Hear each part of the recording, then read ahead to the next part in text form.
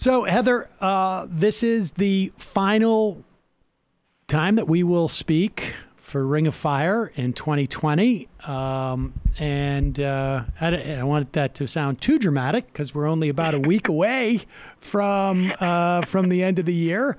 But we, in terms of the news this week, obviously we've got some more positions filled by Joe Biden and in his cabinet. We have also a stimulus bill that has passed earlier this week, and we have Donald Trump deeper in his bunker, where this is where the ship is taking on enough water that a bunch of the rats have started to jump off. There's some that are still hanging on to the masts, I guess, just to elongate this metaphor. So let's talk about the things that have happened, this week, and then we'll take a moment to sort of look back on this year, which has been really just atrocious, and then look forward to next year as if we have any type of clarity of what could possibly happen. Although I have some ideas, but let's start with the stimulus. It passed. There is not a lot of bad stuff in the stimulus.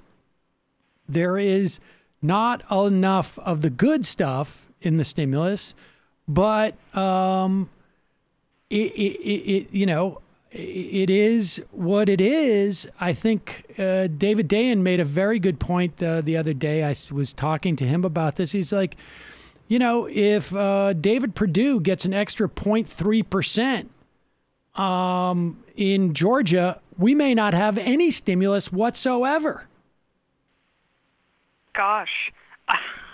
Wow. I mean, I hadn't even thought about that, but that's kind of crazy. And let me just be clear on what I mean by that is that, Mitch McConnell has been explicit that he needed the stimulus because Loeffler and Perdue are getting hammered by the fact that there has been no help, that you've got 12 million people who are about to get kicked off unemployment. You've got another 12, maybe more, 17 million who are facing eviction. There's eviction moratoriums happening that were pushed at least a month. There's $25 billion worth of rental assistance in the bill that will help people pay some of that back rent. And then maybe we'll see Joe Biden extend it. We've got unemployment extension. We've got extended unemployment that expands unemployment, including people who don't traditionally qualify for unemployment in terms of time. That goes out about 9 weeks, I think it is. We have an extra $300 per person who are unemployed on top of what they're getting from the state. That's coming from the feds. We have $600 per person in the country. You get a $600 check if your income is less than $75,000 combined. 90,000 is the top end, but it diminishes between that. I'm not exactly sure how, and it's for dependents as well, except for not adult dependents. So people who might have have disabilities or other things that are the adult dependents would not be eligible for that $600. I mean, all good, but not good enough, because this is not going to last. Joe Biden's going for a second bite at the apple, supposedly. I don't know what kind of leverage he'll have. It so much turns on Georgia in that respect. But what's your sense of this bill, and I guess the idea that maybe there was an opportunity to get more earlier? I don't know.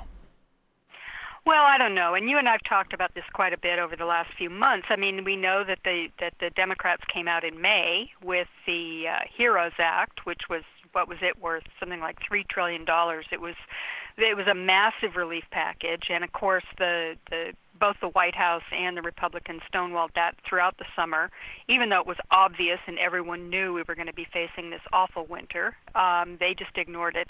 And then there was that period where the White House was negotiating directly with Nancy Pelosi in the House, and that's sort of the one where we don't know. I mean, supposedly there was an offer of $1.8 trillion, and Nancy Pelosi didn't take it, and we're not fully. I don't know yet that we really fully fully understand it, although it sure looks in retrospect like that would have been a good deal to take if it was real. And Mitch McConnell throughout has been, completely reluctant to do this. I mean, he's got, I think they say 30 people in his caucus who were against doing this all the way along for anything, no money whatsoever, because they're pretending like they care about deficits, and they really, basically just don't want to do anything because they hate spending money on actual human beings instead of tanks and guns, or tax cuts for their rich benefactors. But what we're looking at now, it's not bad. And it's better than I thought it was going to be. I mean, I sort of assumed that they were going to be able to. I mean, they threw in at the last minute. We saw Senator Toomey from Pennsylvania. Wasn't he a Club for Growth guy? I mean, yep. Wasn't that his original thing? So yep. He's that says everything about him, right? I mean, we know where he comes from, and he threw in that poison pill at the end about kind of taking away the Fed's ability to do anything, not just under the CARES Act provisions that were put through last spring for the pandemic, but anything going forward. I mean, it was really trying to slam the door on the Fed's ability to step in these, financial emergencies. Luckily, the Democrats beat that back, at least the worst of it. They did manage to take away whatever that remaining funding was that they had left over from the CARES Act, but they didn't preclude them from doing anything in the future. So, I guess they did the best they could. But honestly, you look at this. I mean, the mere fact that they waited until the very end is appalling. It's just absolutely appalling. I mean, we're up against massive evictions, people, at Christmas time. I mean, we're up against people losing all of their unemployment, much less the extra money that was provided in the CARES Act. This was a horrifying thing that it took this long, that the Republicans stonewalled it this long. And it's exactly, I think, what you said. I mean, Mitch McConnell, for all of his deviousness and cunning, often comes out and says exactly what he's going to do and why he's doing it. And in this case, he, in a phone call that was recorded and was, made public, said, we've got to help out Kelly and Dave. Kelly and Dave are dying down there, and we need to get past this thing. So it was purely political. It had nothing to do with doing the right thing. It had nothing to do with even helping his own constituents. I mean, Kentucky needs money too, not just anything else. There have been Republican mayors who have been begging him for support, and ultimately no municipal or state funding whatsoever, none. And so he's, he does not care. I mean, this guy is sociopathic in that regard. I mean, it's just, there's no other way to describe it. He was bragging about keeping the mandate for sick pay for people with COVID off of the bill. I mean, so people should understand. There was, under the CARES Act, a mandate that if you had COVID, your employer had to pay you to not come into work because you have COVID and we're in the middle of a pandemic. And he's bragging that he got rid of that provision. That's insanity. And total insanity. And I, this is what I find frustrating, right? Like, I know that Mitch McConnell is a sociopath. I mean, let me rephrase that. I don't know that he's a sociopath. I know that his behavior is of that of a sociopath. Maybe he's not. I'm not a clinician. And what frustrates me is that it's been clear that Mitch McConnell is this way for years. He is like an immovable existing object. And, you mentioned the HEROES Act. Nancy Pelosi said from the beginning, this is a messaging bill, right? And it was just, the messaging was poor because the only thing that you and I know about the HEROES Act, I mean, I know some of the details and this and that, but it's a messaging bill. Presumably it should go beyond people who, professionally read into this stuff. There's two things that people heard from the HEROES Act, and that's, even then, if you knew those two things, you're in a very, very small percentile. And that is, it's called the HEROES Act, and that it was $3 trillion. Right. And there was some really bad stuff in there, too, like subsidizing COBRA instead of expanding, let's say, Medicare temporarily or something like that. But putting that aside, it was a poor messaging bill, and it's been frustrating. I was listening to the radio Tuesday morning when the bill was being talked about, listening to the radio, listening to a music station, and they do like the bottom of the hour and the top of the hour, AP News, AP News Minute. And the only thing they say is, after months of fighting, Congress has agreed to a package. End of story. And really, the story has been, after months of not agreeing to anything, the Republicans come to the table and bring something. But the problem is that it's the way these negotiations happened is stonewalled in that way. I mean, like McConnell had $500 million bill that he kept bringing up, but it was filibustered. He was happy to have it not go anywhere, but he had the ability to create this narrative. The Democrats just have not taken advantage of moments when they get them, like that $1.8 trillion. Maybe there was nothing in that bill, but you know what? If there's nothing in the bill, you call their bluff, and you say bring it to a vote. And if Mitch McConnell says he's not going to vote it, then you need to they don't win the political fights when they lose, and this is when they lose the material fight, where they lose the fight on substance. They don't even win the political fight. They never make the Republicans pay a political price, which, theoretically accrues over time, and then you get to use that political cachet you've built. And this is something that I know you and I have been talking about for 15 years. There's just it's just the most frustrating thing in the world. And at one point, I understand why some people get very cynical and say, maybe they just don't want to even win. But it's also, you'd expect them at the very least you'd want them to you'd think that they would collect these political chits because it would give them more power, but no.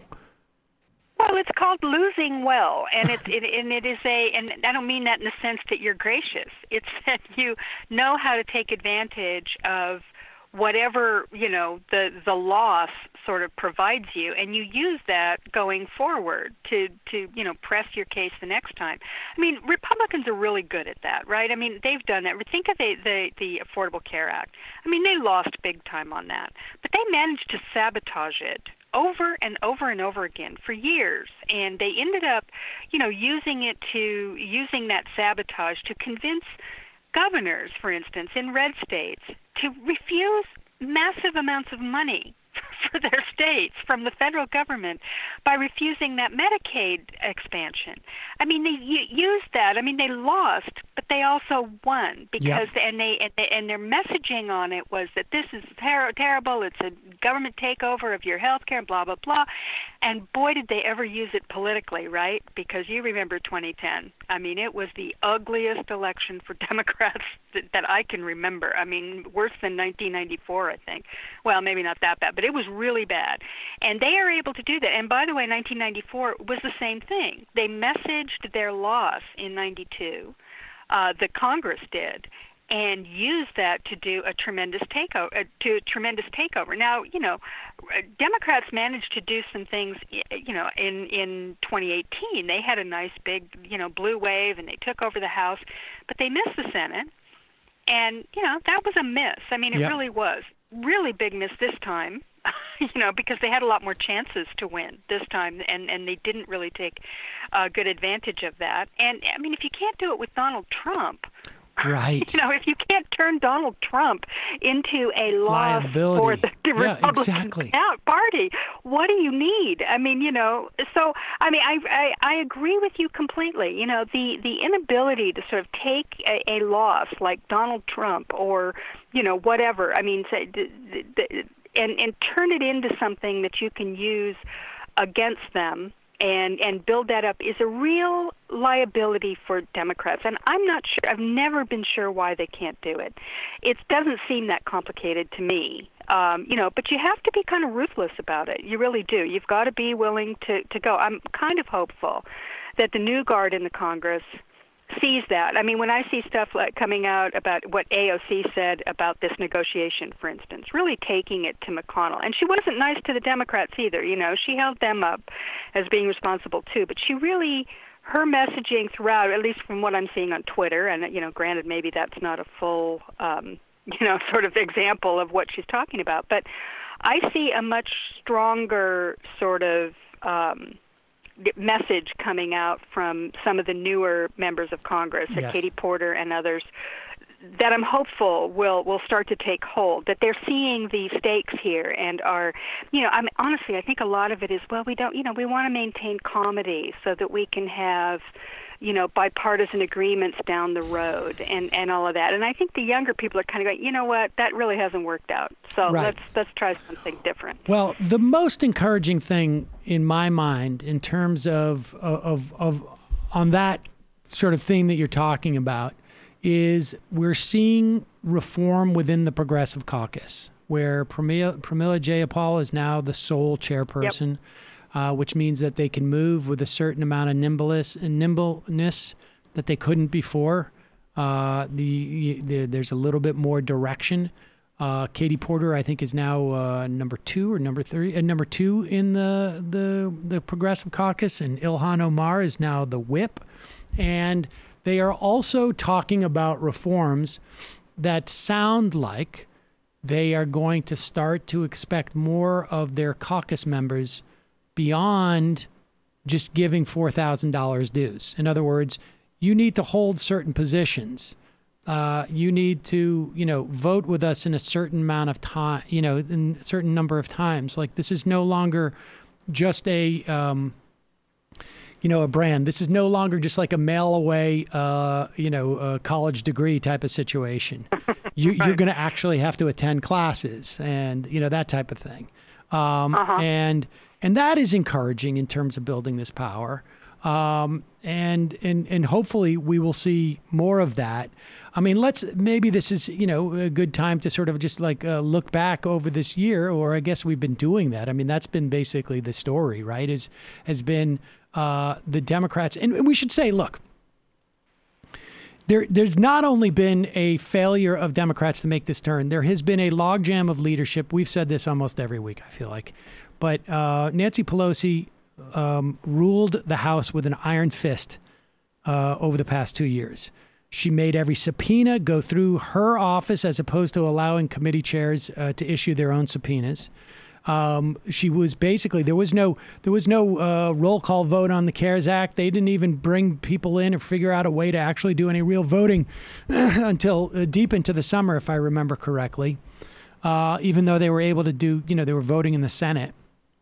You certainly could have come up with a technological fix, but to a large extent, it was just Nancy Pelosi's show, period, end of story. There was just no opportunity for any of the members of the House to or the Democratic caucus to do anything. This year is obviously hopeful insofar as that Donald Trump is no longer the president. I'm happy about that. Very, very happy, both for the most marginalized in this country who have suffered immensely under Donald Trump. And I'm thinking like immigrant families and refugees and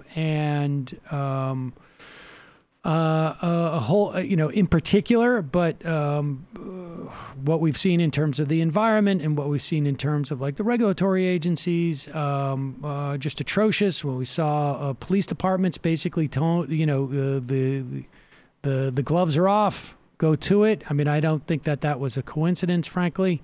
And the rise in hate. But also, even from a personal level, I'm so glad not to have to, coexist in my daily work with Donald Trump. I can't even express it to you. But obviously, Joe Biden was not my first pick. And so much depends on Georgia in terms of like what is going to define next year, right? I mean, even if it's only just like one reconciliation bill at the beginning of the year. I know, and I don't even.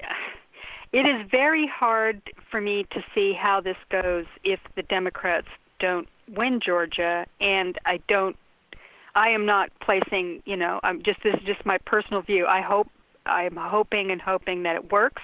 Maybe it will. I think there's a good chance that they will win, but there's also a good chance that they won't. It's really a toss-up. I've been following obviously polling's been off all year, and maybe it's off there again, but it really looks like a real jump ball in both of those seats. And it's not, this isn't an easy election. So far the news looks good that there's a lot of turnout, and maybe, there's a great grassroots organizing in Georgia that may be able to pull this off. I mean, we'll have to see. And, Donald Trump is kind of doing everything he can to sabotage it if he can. I don't know if he knows he's doing that, but all this craziness with the with the post-election challenging of the election results in Georgia, I don't think is helping. But we don't know what's going to happen there. So, I mean, for me, if they manage to get a majority, or at least get to 50, and then Kamala Harris will be the deciding vote as the vice president, we have much better chance of, the Democrats can set the agenda. That makes a huge, huge, huge amount of difference. It is very, very important to have Mitch McConnell out of the leadership and unable to, set the agenda for the Senate. Obviously, the judges, the confirmations, everything else will go much more smoothly, and we'll have different judges being confirmed.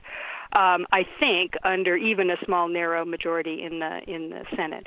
But I got to tell you, Sam, even if we win, our problems won't go away. I mean, I've been writing about this, and I think it's important because I think that people do not understand the institution of the Senate itself is a roadblock to progressive change. It's not impossible. They passed the Affordable Care Act. They've passed progressive legislation. They've managed to get some things through in a crisis that were positive. And on a day-to-day basis, as I said, the Senate is much, much better off under the Democrats than it is under Mitch McConnell. But the Senate is run essentially by a small group of senators in the middle on both the Republican and Democratic side. And you have Mitt Romney and Susan Collins and Lisa Murkowski.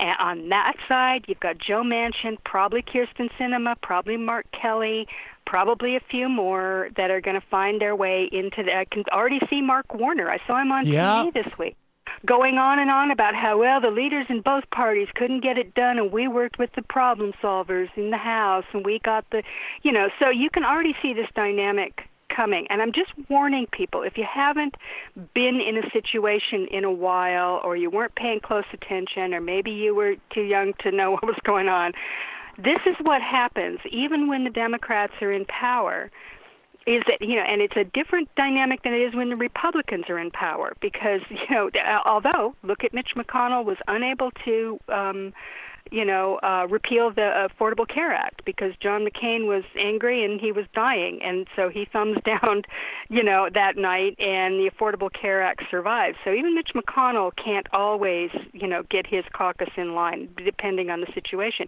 It's very, very difficult to get anything done in the Senate. I would just remind people that when the Affordable Care Act came up, when it was first being negotiated, the Democrats had 60 votes. Yeah. And then Ted Kennedy died. There was the Scott Brown election. They still had 59 votes, and they had to put it through reconciliation. Why? Because they had a bunch of senators in the middle who were arguing, and, they couldn't vote for it. Blanche Lincoln of Arkansas, Ben Nelson of Iowa, of Nebraska. These people, and Joe Lieberman, who would just threw a sand in the gears because he wanted to, because he wanted to punish the Democrats.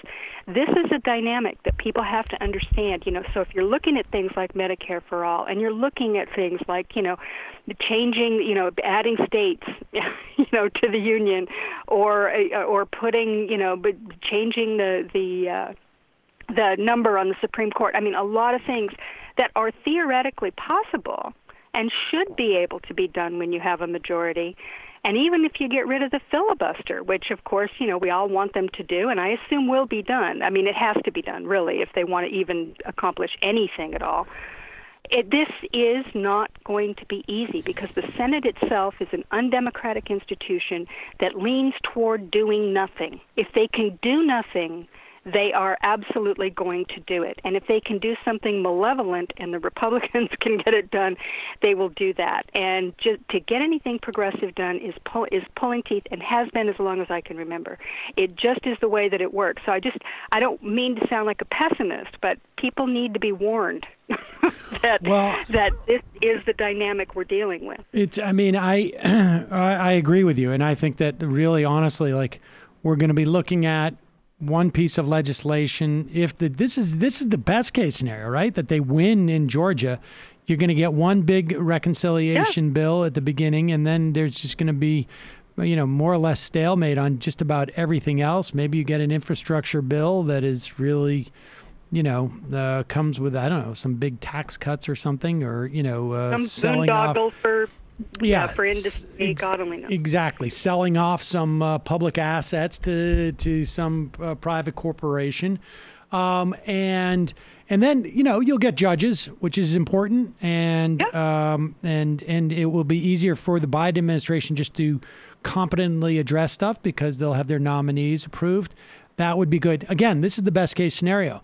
In that situation, there are really two cohorts of people who I wonder about. And then one is like, we have a younger generation who are far less patient and, frankly, far less in better shape than, Gen X was, or the boomers. The millennials are just, they don't have as big of a slice of the pie. And not only do they not have as big of a slice of a pie at the age that my generation did, your generation did, it's that they also they don't have the same measure of prospects, and they have a whole host of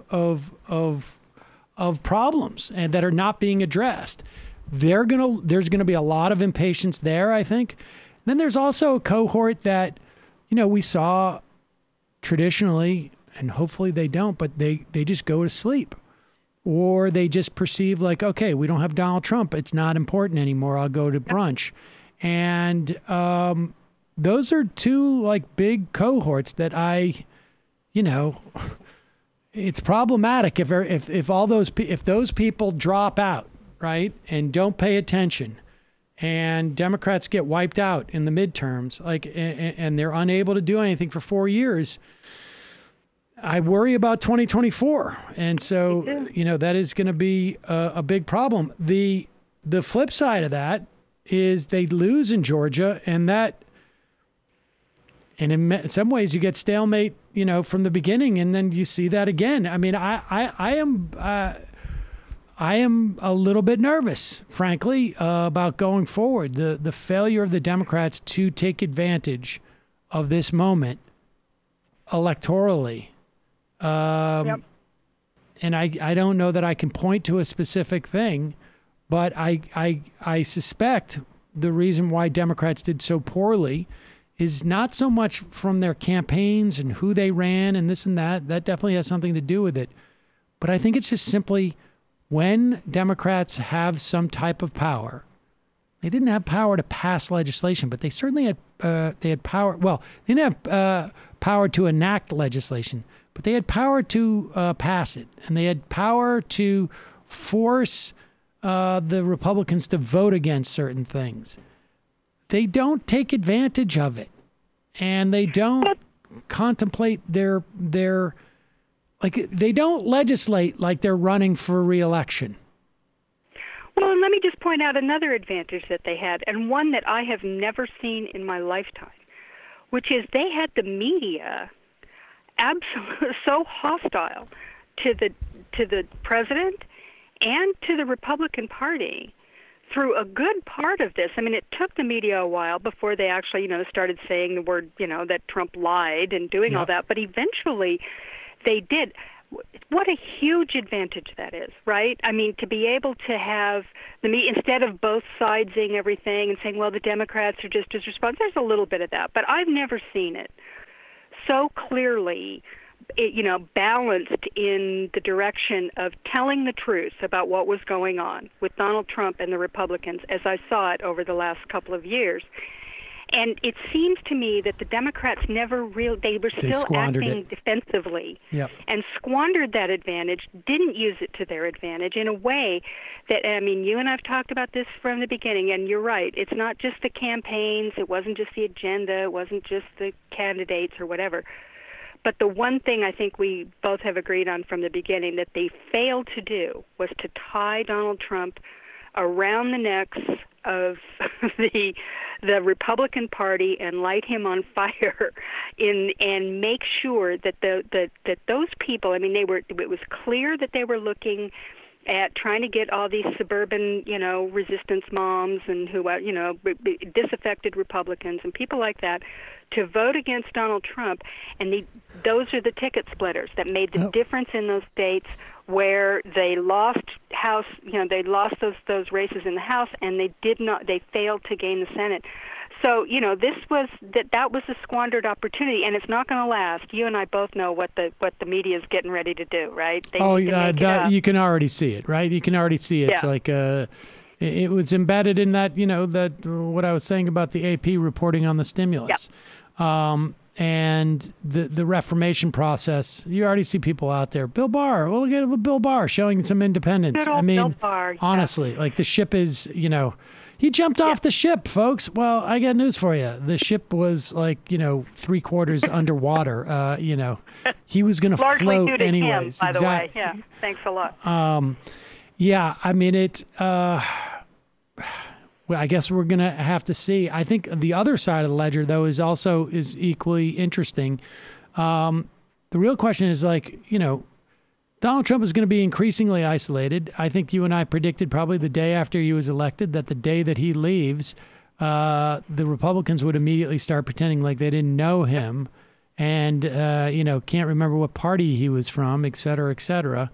But it's going to be interesting to see how much he decides to take with him, right? I mean, he's going to be out of office in a matter of weeks. And the real question is, how much does he maintain that he's going to vote? I mean, he's going to run in 2024. I don't think he will, but I think he's going to pretend that he will for as long as he can. Oh, he'll milk it. Yeah. I mean, how much is he going to dog the Republicans? And how will Republicans respond? I mean, that is really going to be the most interesting question. At least on that side of the ledger is like, how much will the Donald Trump maintain? Keep Republicans in his sphere of influence, and will Democrats ever realize like, hey, we can exploit this? They didn't do it while he was president, but I don't know. Maybe they'll do it when he's not. I'm not sure. I'm not sure either, but the opportunity, I think, will be there, at least in the first 2 years. And that's going to be vital, right? I mean, they've got to start running already to sort of offset whatever losses they can anticipate in the 2022 midterms. That's just the way they have to be thinking of it. And making Donald Trump be the de facto leader of the Republican Party during that period would be great, I think. I mean, not because we want to pay any attention to Donald Trump or we care about him in any way or that he matters, but because the Republicans clearly are already showing signs that they don't want to be, and of course the 2024 presidential hopefuls don't want to be tied to him. I mean, they don't want him around, sucking up the money and sucking up the attention and doing all that. So there is a huge advantage there, which I fully expect that they will not take advantage of, because they're going to say, well, that's in the past. We don't want to give him any more oxygen. We don't want to talk about him or whatever. And on top of that, by the way, Sam, if they were to do the things that need to be done to sort of set things straight by running, by having Biden appoint the three commissions, I think we talked about it last week, a commission over the pandemic, which has to be done. They've got to take a look at what went wrong there and make sure that they fix whatever systemic issues contributed to that, even aside from Trump. The assault on democracy. And then, what happened with the Department of Homeland Security and what happened at the border and everything that went on with all that, those are three things that happened in the Trump administration that have to be looked at. If the Democrats handled that well and did all that, did investigations with in a strategic way, they could make Donald Trump the ongoing Republican Party and run against him in 2022. I mean, Republicans ran against Franklin Roosevelt all the way into the 80s. Right. I mean, this is, and they were running against Hillary Clinton this time, and she hasn't been in elected office in 10 years, exactly. 15 years. Exactly. Exactly, and Democrats have never mastered that skill. There was a moment against the other side. There was a moment in the beginning of the Obama administration. I don't know if you remember this, and there was a lot of things that the Obama administration did poorly from a political standpoint, in my opinion, and including sort of defunding outside organizations and disempowering them. But if you remember, early on, they kept sort of centering Rush Limbaugh. And I don't know if you remember, they made him the intellectual pillar of the Republican Party, and it was quite effective for a while. But it only took them so far. Donald Trump is obviously a much different and a much more, I think, valuable asset to Democrats because, agreed. You get the motivating factor of agitating against Donald Trump without the counterbalanced, opportunity for people to vote for Donald Trump, then you're starting to look at like a 2018 scenario. It's not going to be complete, but that is exactly what, Democrats were, if they were smart, they would be calling, the Republican Party, the party of Trump. Absolutely. I will be. I mean, I don't know if the Democrats will be smart enough to do that, but I will be doing it. I'll be tying Trump to these people, and they deserve it. I mean, that's not some kind of, just political strategy. Right. Those people were collaborators in this mess, and the mess that the Democrats are facing and the country is facing. I mean, it's not all just due to Donald Trump. The pandemic would have hit us anyway, but it would not have been nearly as bad as it is. Neither would the economic fallout. Neither would everything else. And even more importantly, the polarization existed before. But Trump and his accomplices have spent the last 4 years turning this country into an absolute, hate-filled mess. And exacerbated the divisions in this country, in a way that I've never seen in my. I was around in the '60s. I was just a kid, but this is along those lines, only without the fun and games of the youth movement that was out there making great music and doing a lot of fun stuff. I mean, this is a grim political, divided country. It's very, very grim, very pessimistic and ugly, and all of that was exacerbated by the Republicans and Donald Trump, and they are going to have to wear that as far as I'm concerned, and forever as far as I'm concerned. I mean, what they've done is absolutely horrific, and we have 318,000 dead people. I mean, my God, how can they possibly be, and they're going to try. They're already doing it. They're already trying to pretend like, gee, what a shame. Anyway, let's move on. No, they don't get to move on. Now, as far as I'm concerned, and the Democrats shouldn't let them move on either. They should have, whatever the death toll of this is, that is the Republican death toll, and they should be, held liable for it.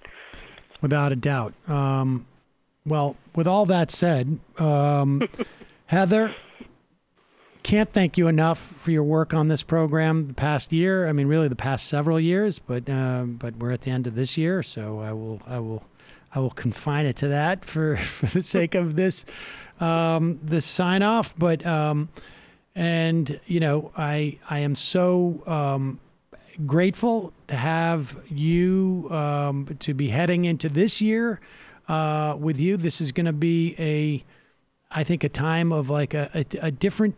We're heading into a different political era, and it's going to be tumultuous, but in a different way. There's going to be a lot of nuance, it seems to me, in terms of like the different currents that are going to be influencing our politics in a way that wasn't, that is different. I mean, you and I have both been through this before, coming out of like the Bush years, where the sort of political winds just blew in basically two different directions. And we're heading into an era where the political winds are going to be blowing in all sorts of different directions. And it's going to be, and I am very grateful to have the opportunity to analyze those different winds with you, because I think you're one of the smartest people out there, and the most adept at pulling these strands apart and explaining to us what's happening. And so I just want to thank you and wish you a very, very happy New Year's. And for all of us, let's hope that 2021 is a major upgrade from 2020 to 2020. Absolutely. I think it will be. And thanks so much, Sam. Thank you so much for having me every week. It's just, it is always so interesting to me to share ideas with you and to be able to exchange this. It really informs my writing, and I think it informs everybody to listen to you and to get your input on all this stuff. So thanks so much for letting me be a part of it. I really enjoy it, and I super appreciate it. So, and you have a great New Year's, too. I mean, I think it's going to be, well, it's bound to be better just because Donald Trump is gone. That alone is enough. So, we'll start off maybe with a little more optimistic view of the world than we did start last year. Indeed. Heather, folks can check out Heather at salon.com, of course, and also at her Uber blog, Hullabaloo.